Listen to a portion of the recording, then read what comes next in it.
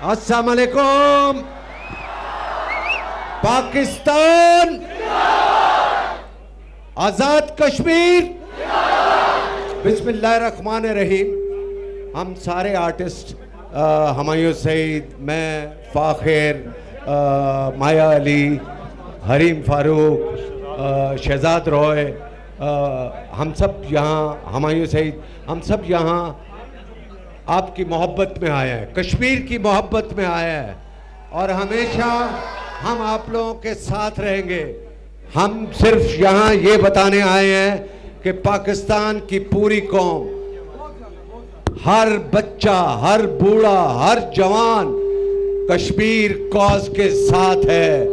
हम आखिरी दम तक आपके साथ रहेंगे जब तक कश्मीर, मकबूजा कश्मीर आज़ाद नहीं होता।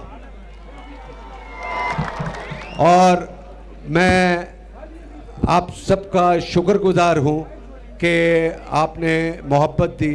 इंशाअल्लाह मौका मिला तो हम दोबारा हाजिर होंगे। पाकिस्तान